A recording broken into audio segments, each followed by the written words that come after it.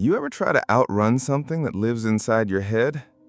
Not a person, not a memory, not a ghost, at least not the kind you can photograph. I'm talking about that thing that shows up when it's quiet, the itch behind your ears, the whisper behind your breathing, the thing that waits just beneath the skin of your thoughts. That's what I was running from. My name is Ethan Monroe. I was born in Tennessee, but I stopped calling it home the day I came back from Kandahar with my bones intact and my soul ripped to shreds. I'm 33.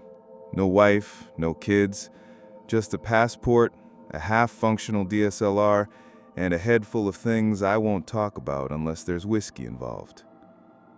3 months ago, I bought a one-way ticket to Eastern Europe. No return date, no hotel booked. I didn't tell anyone, not even my sister. I told myself I was going to take pictures of forgotten places. But let's be real, I was hoping to disappear in one. I don't even remember how I chose the place. I was scrolling through old forums full of washed-up war photographers and found a comment from some Polish guy about a village in the mountains called Czarna Góra. It means Black Mountain, apparently. Said it was remote, untouched, silent. That word hooked me. Silent. Silence sounded like salvation back then. The flight was long. I barely slept. I kept replaying the same image in my head. A Humvee on fire, a soldier screaming my name while I sprinted the other way. Doesn't matter how far I run, that scream always keeps pace. When the plane finally touched down in Krakow, I felt like I could breathe for the first time in months. It was gray, cold, the kind of weather that doesn't care if you live or die. I liked that. There was a woman sitting next to me on the plane, maybe 80, maybe older, wrapped in a knitted shawl and reeking of clothes and mildew. She hadn't said a word the entire trip, but as we were preparing to land, she turned her head slowly and just looked at me. I mean, looked deep, like she was reading pages I hadn't written yet. Then, in a voice so raspy it sounded like paper tearing, she said, "Don't go into the fog." I blinked. "Excuse me?" She didn't repeat it, just stared forward again like she hadn't said anything at all. I chalked it up to jet lag, or maybe dementia. Either way, I forgot about it. For a while. Czarna Góra isn't on most maps. You have to take a bus from Krakow, then a smaller one from some dusty town with no English signs. The driver didn't speak a word to me the whole ride, just kept glancing in the rear view like he expected me to vanish. When we got there, it was already late afternoon, but the sky looked like evening. The clouds were low and thick, almost green. There was mist rolling down from the hills like it had a purpose. The village was quiet, too quiet. No cars, no laughter, just the sound of boots on gravel and some goat bleating like it was mourning something. A few people were out, old men with lined faces, women carrying baskets, but none of them said hello.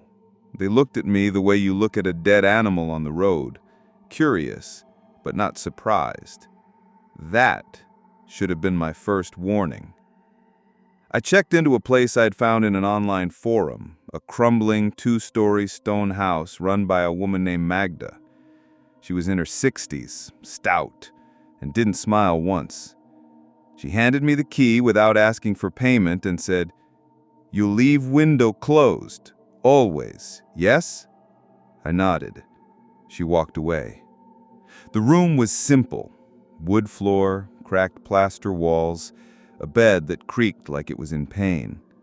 There was a mirror covered with a sheet, a crucifix above the door. No TV, no radio, no cell service. Perfect. I dropped my bags, opened the window for air, and lit a cigarette. Big mistake. As soon as I cracked it open, the mist pushed its way inside like it was waiting, cold, damp. It smelled sweet, not flowers, more like something rotting under sugar. I shut it quick, but I swear, for a second, I saw something in the fog, just past the tree line, standing still, watching. Probably just a tree. That night, I couldn't sleep. The bed felt wrong, too soft, too quiet. And then I heard it, scraping, light, like nails over wood. I sat up, listened. It came again, from the window, a soft tap, tap, tap, followed by a low scrape down the glass. I grabbed my camera and slowly walked over. Nothing there, just the fog pressing thick against the glass like it wanted inside. Then, I swear to God, I saw something move through the fog. Not fast, just slow enough for me to register it had shoulders, a head, arms. I stepped back, told myself I was tired, jet lag, trauma. But then, I noticed something on the floor. Wet footprints. Not mine. And that's how it began. I came to Charnagura to disappear. But something out here saw me first. And it hasn't stopped watching since. I woke up with my fists clenched. I don't remember falling asleep, but there I was, curled under scratchy blankets, shirt soaked in sweat, nails dug into my palms. My jaw ached, like I'd been grinding my teeth all night. The window was closed. The fog was still there, thick, white, breathing against the glass. The footprints were gone. No sign of water, no sound, nothing to prove what I saw, or thought I saw, had ever happened. But I didn't feel rested. I felt watched. Magda knocked around 8 a.m. She didn't come in, just stood in the hallway and asked if I wanted breakfast. Her voice was flat, careful, like I might bite. I told her I was heading into the village. She hesitated for half a second, then said, "Stay on main road. If you get lost, you don't come back." I waited for her to laugh. She didn't. Jarnagora was small, no more than 24 buildings scattered like bones around a cracked main road. Stone cottages, wood sheds, one rusted chapel with a missing bell. Most homes had hand-carved symbols above their doors, triangles with circles inside, X's with arrows, runes I didn't recognize. Everywhere I walked, people stopped talking. They just stared. A boy, maybe 6 years old, was playing with a stick near a fountain. He looked up at me and dropped it. His eyes went wide, and he bolted inside, yelling something in Polish I couldn't catch. I stood there, frozen, like I'd done something wrong. That's when I noticed it. They were all watching me. Behind curtains, through door cracks, from porches with dead flowers in hand-woven vases. Like they were expecting me, or already knew me. I tried to find someone who spoke English. A butcher, maybe in his 50s, just shook his head and muttered, "Obsi," stranger. A woman outside a tiny market looked me up and down like I was filth, then crossed herself and walked away. Only one person met my gaze, an old man sitting alone by the chapel ruins. His face was cratered with pockmarks, one eye milky and gray.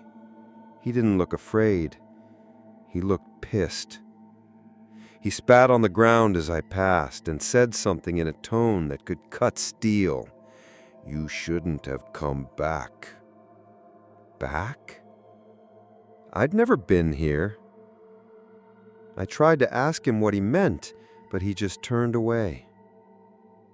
Around noon, I went back to the room. I'd only been gone 3 hours, but the place felt different.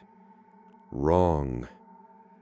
The crucifix above the door had fallen, and someone had scratched something into the wood frame while I was gone. 3 vertical lines, deep, jagged, fresh. I stared at it for a long time, then ran my fingers across the grooves. Still warm. I needed a distraction, so I pulled out my camera and decided to start shooting. Architecture, old doors, moss-covered bricks, dead trees that looked like they were still screaming. I wandered a bit, not far, just off the main road, and found an alley behind Magda's house. There were dried herbs hanging from a line and a small stone circle on the ground. Looked like some kind of ritual spot. Chalk symbols, melted wax. I lifted the camera. Right as I snapped the photo, I heard it. A whisper, right next to my ear. You remember now. I spun around. Nothing there. Just the fog, curling in through the alley, like it had fingers. Back inside, I reviewed the photos. Most were fine. One wasn't. The one I took near the stone circle had a figure in it, not in focus, shadowed, but unmistakable. Tall, male, standing just to my left, facing the camera. The thing is, I was alone. I didn't sleep that night. The scratching came back, from the walls, the window, even the ceiling. I tried putting in earplugs. They didn't help. The sounds weren't in my ears. They were in my bones. At one point, I thought I saw something move under the bed. I got down on my knees, looked. There was nothing there, but the floor under the bed was wet. Morning came like a punishment. Magda brought tea, set it down without a word. Just before she left, I caught her looking at the scratched lines on the doorframe. She froze. Her mouth tightened. Then she turned to me and asked in perfect English, "Did you see it?" I didn't answer. Not because I didn't want to, but because I didn't know what it was. And somehow I think she did.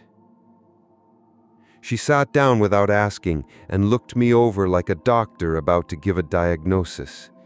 Then she said, "There is a reason no one stays here. There is a reason the fog does not leave. You opened something, or something opened in you." I tried to interrupt. She raised her hand and continued, "Every 30 years, a stranger arrives, not by accident, always with pain, always looking to be forgotten, always alone, and always watched." I asked her what she meant, but she just whispered, "You were called. You came. Now it sees you."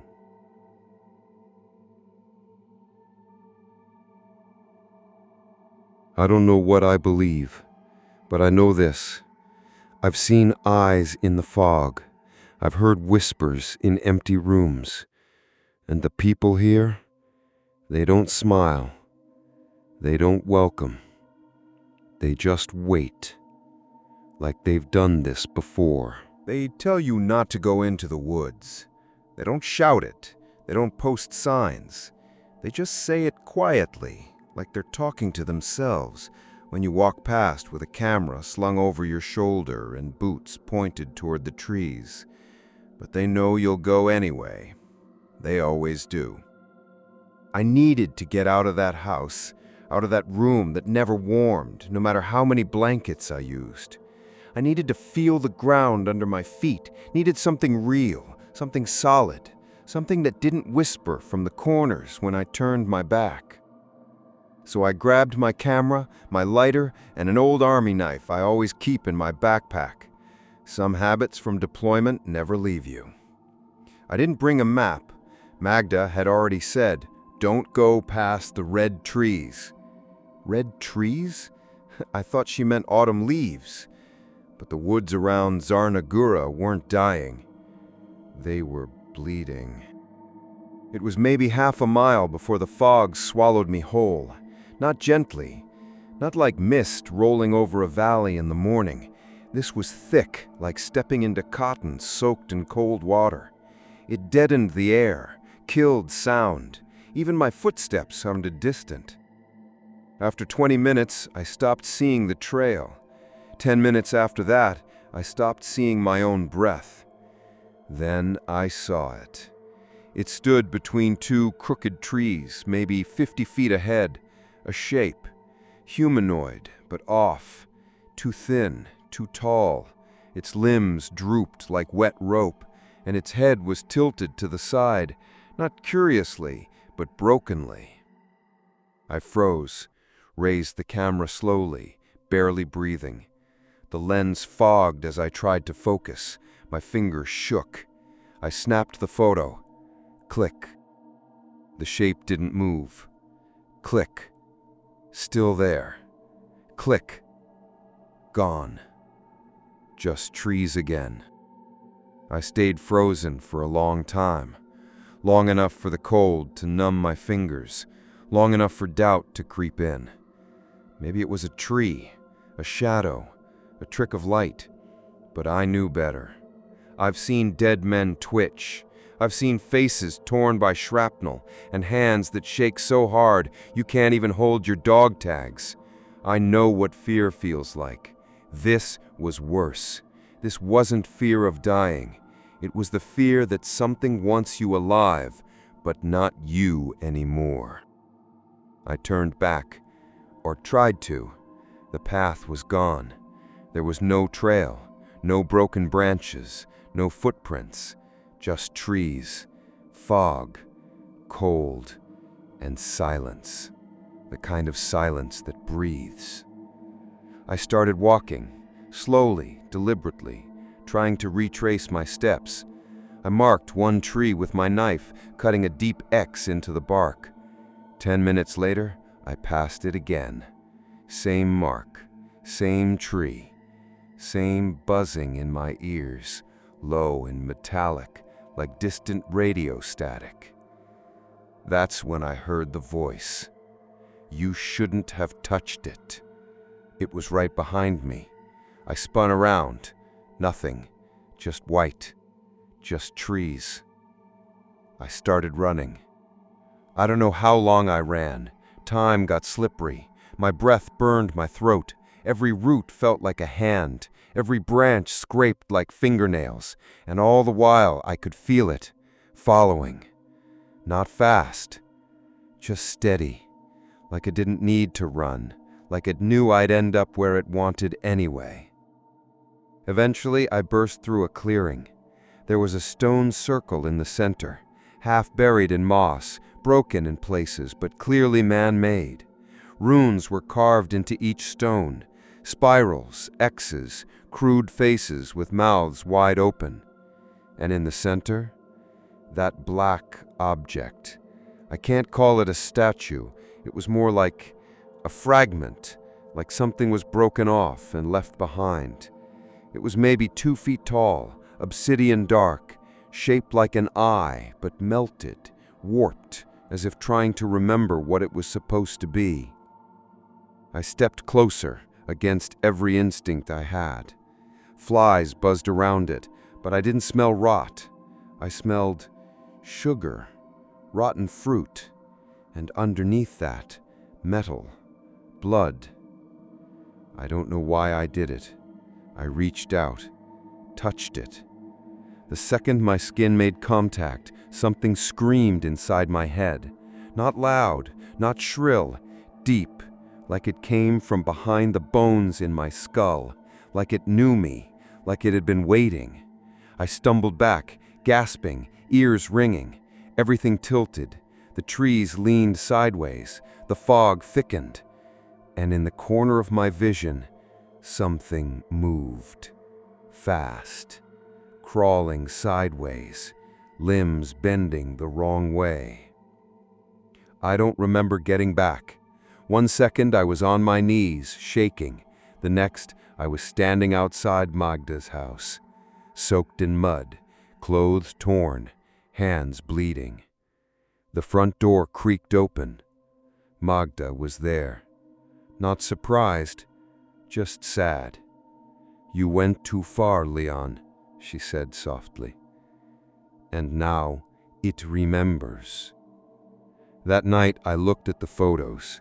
Most were fog, tree limbs, nothing useful, except one. The one I took before the shape vanished. Zooming in, just enough, I saw it. A face, barely visible, blurred, but not human, too long, no nose, mouth open wide, black where the eyes should be. And next to it, in the corner of the frame, me, staring straight into the lens. But I hadn't been in front of the camera. I'd been behind it. The fog never left that night. It just pressed against the window, watching, breathing, waiting.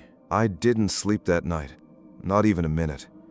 I sat on the edge of the bed with the blanket wrapped around my shoulders, listening to the creaks in the walls, the wind that wasn't wind, the scrape that kept crawling from one corner of the ceiling to the other. The fog was still there, thicker than ever. I couldn't see the tree line anymore, couldn't even see the yard. But I swear I could feel the trees, leaning closer, listening. By morning, something had changed. Not outside, in me. The air felt tighter in my chest. The light looked wrong, too gray, too flat, like someone had turned the world down to grayscale. I opened the camera, reviewed the last set of pictures again, the ones from the woods, and there it was, again, the thing. But this time, it wasn't hiding. In 3 of the shots, you could see a figure behind me in the reflection of a broken piece of mirror stuck in the moss. Tall, crooked, with eyes like pits and a mouth that stretched down to its chest. And in one photo, a selfie I never took, I was staring into the camera, expressionless, blood on my collar. I didn't remember taking it. I didn't own a selfie stick. There was no tripod. The shot had been taken from 10 feet away. But it was me. Same jacket, same bruised knuckles, same fog behind me, and something crawling behind that. I turned off the camera and stared at the floor. My hands were shaking. For the first time in years, I felt something close to panic. The same kind of panic I felt when we got ambushed in that alley in Kandahar.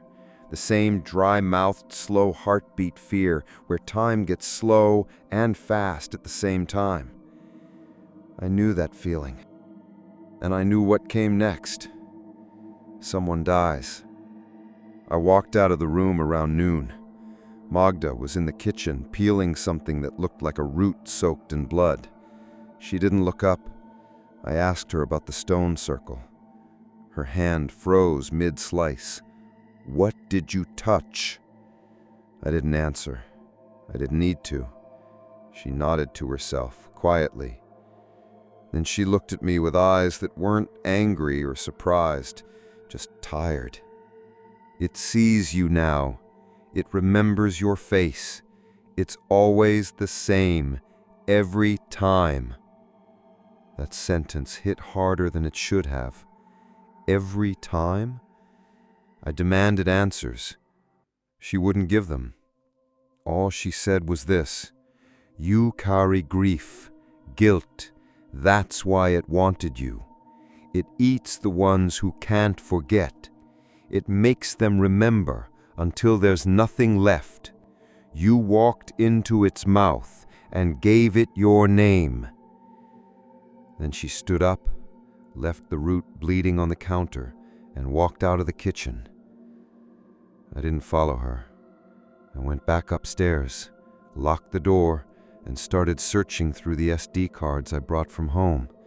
Old photos, war zones, abandoned buildings, people I've outlived. And I swear, some of those photos had changed. Not all of them, just a few. Ones from deserts, tunnels, a burned-out apartment in Fallujah. But in the background, now, there were shapes. In the corners, in the dark, out of focus, but there. I checked the metadata. Dates matched, no tampering, no way they were edited. Unless it was always there, and I never saw it until now. That night, I locked everything, boarded the windows, closed the mirror with a sheet. Still heard the whispers, still saw the figure standing in the fog outside the house, closer now, just watching. I dreamed of Marcus, the soldier I left behind, burned alive when the convoy hit an IED and we had to retreat. I had to choose between dragging him and getting us all killed or leaving him. I left him, and he screamed my name as the flames swallowed him. I've heard that scream in every nightmare since. But this dream was different. This time, he wasn't burning. This time, he was standing in the woods. His eyes were black pits, his mouth stitched shut, his skin covered in the same symbols I saw in the stone circle. He raised a hand and pointed at me. Then I heard it. "You did this." And behind him, the thing, crawling. Eyes like polished coal, mouths on its arms, fingers twitching like spiders. I woke up gasping, sweating, bleeding. 3 claw marks on my left forearm, not scratches, carved, deep, precise, like it was writing something. That was the moment I knew this wasn't just a haunting. This wasn't about Charnagora or even the stone or the forest. This was about me. Whatever I'd touched, whatever I'd let in, it wasn't some ancient evil trapped in the woods. It was a mirror, a hunger that saw guilt, grief, shame, and fed on it. It saw who I was, what I'd done, and now it was peeling me apart, one memory at a time. I left the house after that, walked through the village. People turned away. But one man, an old priest, bent and blind in one eye, grabbed my arm as I passed. His voice was a whisper. "There's still time, but not for running. You have to remember what came before." Then he let me go. Didn't say another word. Didn't look back. What came before? I don't even know who I was before Marcus burned, before I came here, before the fog. But if what Magda said was true, then I've been here before. Maybe not in this life, maybe not in this body, but something inside me, something old, knows these trees, this smell, that black stone, and the thing that waits behind the veil.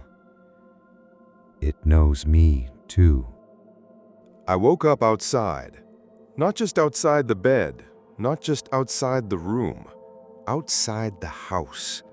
Barefoot, shirtless, knees bleeding, lying in wet grass with my cheek pressed against cold stone and fog crawling down my throat like it belonged there. The sun hadn't risen yet, if it ever does here. Everything was gray, cold, quiet, except for the sound of my own breathing, short, sharp, like I'd just finished running for my life. I sat up slow. My spine ached like I'd been lying there for hours. My hands were raw. One palm had dirt embedded under the skin, deep, like I'd been digging. There was blood on my mouth. Mine. I don't know how I knew that. I just felt it. My lips were cracked, my teeth loose, my breath stank like soil and metal. Then I looked around. I was behind the house, near the woods, and not alone. There were symbols drawn in the dirt around me, circles, triangles, one large X with bones laid over each point. Goat bones. I know that smell. I've seen makeshift war shrines built out of bones and blood. I've seen superstition stitched into flesh. This was different. This was instructional. Like I had been following steps I couldn't remember. Like I had been part of something I didn't choose, but still obeyed. I stumbled to my feet. My toes screamed against the gravel, but I didn't stop. I didn't look back. I ran inside, slammed the door shut, bolted it. Magda was already standing in the hallway. She didn't speak, just stared at me, eyes hollow, jaw clenched, and nodded once. Not in greeting, in recognition, like this was inevitable. She handed me a towel and said nothing, just watched me wipe the dirt and blood from my face. Then she whispered, "It's starting, Pieter. You feel it now, yes?" I nodded, because I did. I didn't know what it was, but I felt it in my chest, in my stomach, in my brain, like something breathing beneath my skin. I told her about the bones, the symbols, the dream I didn't remember having but clearly had acted out anyway. She said, "It doesn't need your permission, only your pain." I locked myself in the room the rest of the day, tried not to sleep. Didn't work. I must have drifted off at some point because I woke up to the sound of whispers under my bed. Not around it, not outside, under it. I got down, looked. Darkness, nothing else, until something moved. A pale hand, thin, crawling slowly toward me, fingers bent backward, skin flaking off like ash. I flinched and hit my head on the frame, scrambled back, grabbed my knife, ready to stab whatever came next. But when I looked again, it was gone. No hand, no movement, just my own ragged breathing and the deep scrape of fingernail marks on the wooden floor. That night, I tied myself to the bed. It sounds insane, but I needed to know. I wrapped an old belt around my wrist, looped it to the frame, not tight, just enough that if I moved, it would take effort. Then I slept. I woke up in the cellar, still tied, still horizontal, but not in my bed, on the floor of a wet stone cellar I didn't know existed. I screamed. The sound didn't echo. It just died. It took me half an hour to get free. My hands were numb. My wrist had purpled. I found the stairs in the dark. They led up to a trap door, in the kitchen, hidden beneath a warped rug. Magda wasn't there. The door was wide open, and outside, in the gray mist, I saw them. Figures. 3, standing at the edge of the yard. Not villagers, not people. Too tall, too still, just watching. Always watching. I didn't go outside. I closed the door, barricaded it, and sat in the corner with the knife in my hand, shaking. Because something is changing inside me, like I'm not just being followed anymore, I'm being rewritten. Later that night, I found something in my bag, a notebook, old, leather-bound, pages stiff with moisture. It wasn't mine. Inside were sketches, circles, trees, the black stone, and notes written in jagged, frantic handwriting. It needs memory. The fog is alive. This has happened before. I am the gate. The last page was smeared with blood and read, "If you're reading this, you've already said yes." I don't remember writing it, but it was my handwriting. Magda knocked again at dawn, said I had to go with her. No explanation, just, "If you want to live, you come now." So I followed, barefoot, bleeding, lost, into the village chapel ruins, into the ground, into the dark that has no bottom. And as I descended the spiral stone steps into that earth-choked place, I heard them above me, the whispers, the watchers, the thing in the fog, and one word, over and over, return, return, return. I lost a whole day. No dream, no warning, no gradual slip into unconsciousness. Just a blink and then darkness again. When I opened my eyes, I was back in the house, sitting at the table. Hands clean, clothes dry, a warm cup of tea in front of me. And Magda, across from me, watching like I'd just come home from war. "You've been gone 3 days," she said. 3? I stared at her, throat dry, mind spinning. I wanted to argue, tell her that was impossible. But then I looked at my arms. There were new bandages. One over a spot on my left bicep I don't remember injuring. Another across my ribs. Both stitched. Professionally. Magda must have seen my confusion. "You didn't come back alone," she whispered.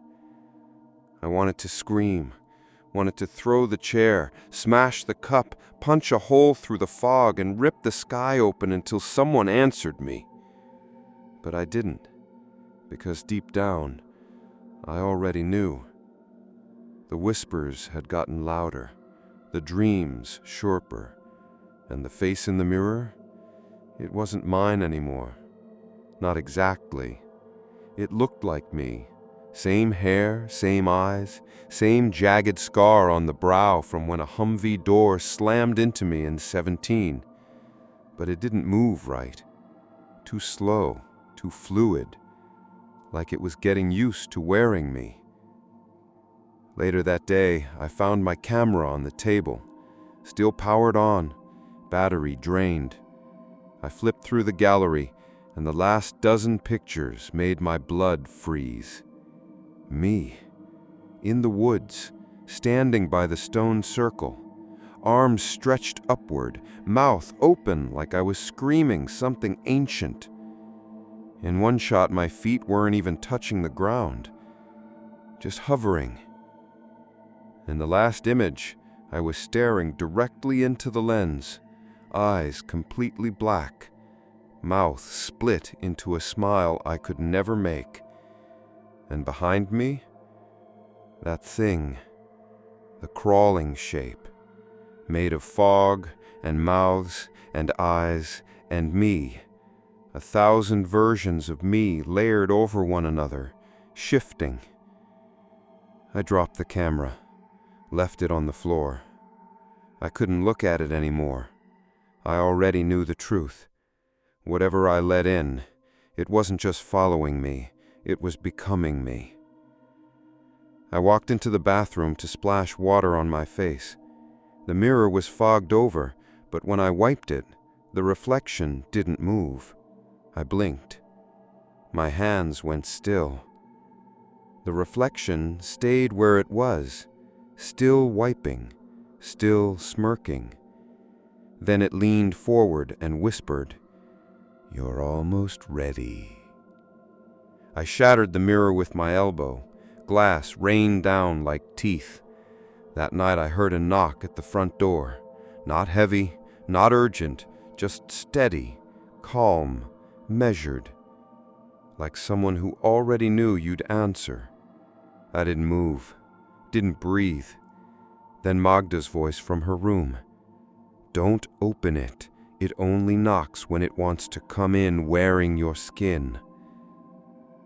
I sat in the hallway with the knife in my hand until dawn. The knocking stopped after an hour, but the footprints stayed. Deep, wet imprints on the porch, barefoot, exactly my size, exactly my gait. I tried to stay awake the next day, poured salt in my coffee, bit the inside of my cheek until it bled. It didn't matter. I must have nodded off for a second, just 1 second, and when I woke up, there was blood on the floor, a trail leading from my bed to the hallway, to the cellar door. It wasn't mine, not red like oxygen-rich blood, dark, almost black like oil.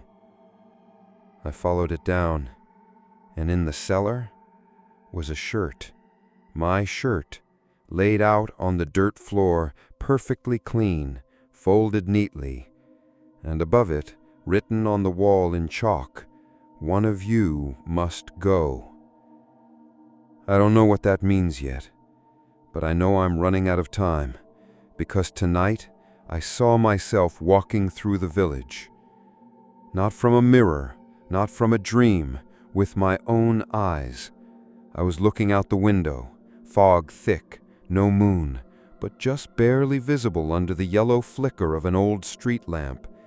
There I was, walking barefoot, shirtless, calm. The villagers didn't scream, they didn't panic, they bowed, one by one. Old men, children, mothers clutching crosses. They bowed to it, to me as it passed. And when it looked up at the house, it smiled, then winked. I fell back from the window and started laughing, not because it was funny, but because I realized something terrifying. I don't know if I'm the original anymore. What if I'm the copy? What if whatever stepped out of the fog 2 nights ago was me? What if I've already lost? Magda won't speak to me now. She just places food outside the door and leaves, like I'm quarantined, like she's afraid to see which version of me answers. I look at my hands every hour, trying to catch them changing, trying to catch the transition, but nothing happens. Nothing. Yet. I found a photo I didn't remember printing, taped to the mirror in the hallway. A Polaroid. Me, standing in front of the church ruins, arms open, eyes black. Behind me, dozens of villagers bowing, and scrawled on the back in my own handwriting, "Let it in." The cellar stairs didn't end. They should have. I counted 48 steps on the way down, holding a lantern Magda left on my floor that morning. No batteries, just oil and fire, like she knew where I'd go next. The air got heavier with every step, smelled like salt, burned hair, old things that should never have been named. When I reached the bottom, I found a tunnel, carved through limestone, barely wide enough to walk. Symbols etched into the walls, spirals, runes, some shapes that didn't belong in human alphabets, some still glowing faintly in the dark, some breathing. I walked for what felt like an hour. The deeper I went, the louder the sound got. Not footsteps, Not voices, but breathing. Massive, slow, like the tunnel itself was exhaling, like something at the end was waiting for me to come home. At the end of the tunnel was a door, old, iron, bolted from the outside. Someone wanted it shut. On the door, scratched into rusted metal, were 5 names. 4 were crossed out. 1 remained. E.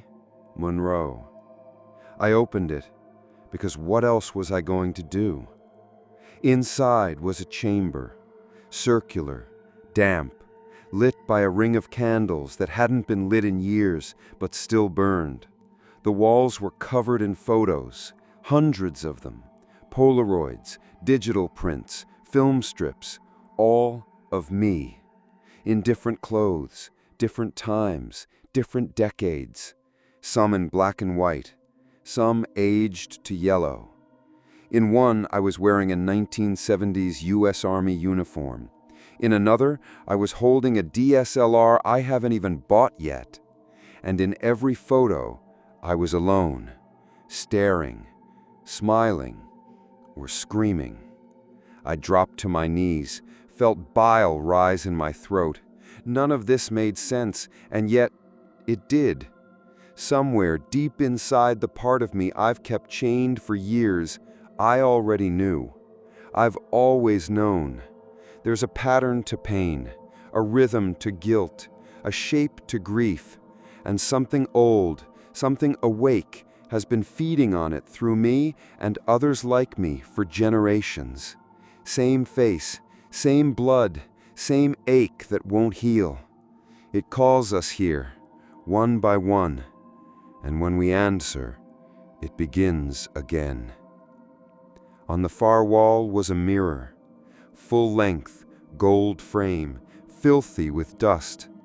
I walked toward it, legs weak, looked inside, and saw myself, but not the way I remembered, not the way I looked now. This version of me was rotting, flesh peeling, eyes missing, and still smiling. It raised its hand and placed it flat against the glass. I did the same. It whispered, "Only one of us leaves." Then it stepped out. I fell backward, hit the stone, hard. The mirror stayed intact, but empty. The thing that wore my face stood in the room with me now, taller, cleaner, no scars, no pain, just hunger. It leaned down, inches from my face, and whispered in a voice I haven't used in years, "I'll take better care of this." Then it walked out. I blacked out. When I woke, I was back in the house, on the bed, tied down. Magda sitting beside me, not speaking, just staring, waiting for me to move. I tried to speak, my throat burned. She leaned forward and asked me, "Are you him?" And I didn't know how to answer. That's the truth. I don't know if I'm me anymore. I feel like Ethan. I remember Kandahar, I remember Marcus, but when I look at my hands, they feel lighter, like they don't carry the weight anymore, like the pain's been eaten. Magda doesn't speak to me now. She just watches. I catch her writing things down when I pass. The villagers keep their distance. No more stares, no more whispers. They bow now, just like in the photo, just like they always do. The fog hasn't lifted, but I see better in it now. I understand it. I walk through it without fear. I listen when it speaks. And at night, when I dream, I see more of us, more Ethans, some screaming, some kneeling, some laughing, some already empty. I used to think I came here to escape. Now I know the truth. I came to become. And the thing buried beneath us, it wasn't buried, it was waiting. It always is. I see it more clearly now. There was never just one of me. Not really. Not here. Not in this village. Not in this world the fog crawled out from. I'm a vessel. A copy. A repeat. Another variation in a long pattern of men who carried guilt like a cross until something ancient reached out and picked us up like bones from a battlefield. I didn't come here to heal. I came here to end. Magda doesn't speak anymore. She watches. I think she's afraid of what I might say, or what I might remember. But I remember now. The first time I came to Charnagora wasn't 2 weeks ago. It was 1952. I was in a different body. A soldier back then, too. I had a different name. I died here. I remember the dirt in my mouth, the chanting, the shape of my own hands as they dragged a knife across someone else's chest, maybe my own. And then I came back. Again. And again. And again. Each cycle repeats. Each version of me makes it a little further, learns a little more. Until now. Until this one. The one that woke up in the fog and heard the name Ethan Monroe spoken by a dead mouth under the chapel stones. The one who remembers all the others. Tonight, the villagers gathered in the woods. They came silently, walking in rows, lanterns in hand, symbols drawn on their foreheads, old chants in their throats like smoke in a furnace, and I walked among them. They didn't look at me. They didn't need to. They already knew who I was, or who they thought I was. The stone circle was clean. The altar had been rebuilt. Magda stood in the center, holding the black relic, the eye-shaped fragment high above her head. And beside her stood him, the other me, the one that stepped out of the mirror. Perfect, smooth, empty. No scars, no memories, no war. Just a face that looked like mine before I saw the things that broke me. He turned to face me and smiled. "It has to be one of us," he said. His voice was softer than mine, hollow, practiced. "The gate can't stay open. One goes, one stays." I looked at Magda. She said nothing, but her eyes told the truth. This was the ritual, the final piece, a decision not between good and evil, but between which version of me survives, the haunted one or the hollow one. I stepped forward. He mirrored me. Same gait, same stance. I pulled out the old army knife from my belt, the one I brought from home, the one Marcus gave me when we first deployed together. He reached behind his back and pulled out the same blade. Of course he did. We're the same. We circled the stone. The villagers began to hum, low, rhythmic, like breath. Fog crawled from the trees and began to fold inward, as if wrapping the forest in white silk. And I understood, finally, what the fog is. Not weather, not spirit, memory. It's all the selves that came before, every Ethan that failed, every body used, every thought eaten. The fog is what remains after the soul is scraped clean. He lunged first, quick, precise, but predictable. I dodged, slammed the hilt of my knife into his temple. He staggered, then smiled. "You're tired. They all get tired before the end." I didn't answer. I waited. Let him move again. He swung low. I let it slice the side of my shirt, then drove my blade into his thigh. He screamed, stumbled. I pressed forward. But then he swippered something that made my blood freeze. Marcus begged longer in my version. I stopped. He grinned. He burned slower too. I made sure. I watched. I listened. I remember it better than you ever did. And in that moment, I saw it, the real difference between us. I carry the pain. He enjoys it. He feeds on it. He's not a copy. He's a refinement. The villagers were silent now, watching, judging. I gripped the knife tighter, moved towards him again. He tried to run, but I knew where he'd go, the center of the stone circle. That's where the ritual ends, or begins. I tackled him there, pinned him down. His knife fell from his hand and slid across the stones. He spat blood and hissed, "You kill me, you stay. You let me live, you die. It's always the same." I looked around. The villagers stood still, even Magda, like they didn't know what came next, like it was really my choice, for the first time, ever. So I made it.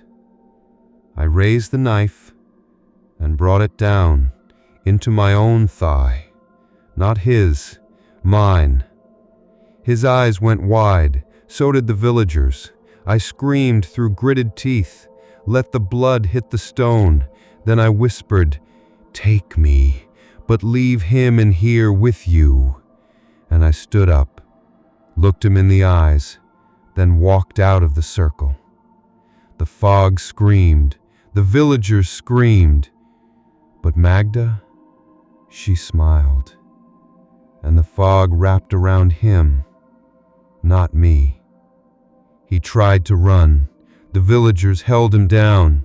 The air pulsed. The relic shattered in her hands like black glass, and I heard it again, the breathing.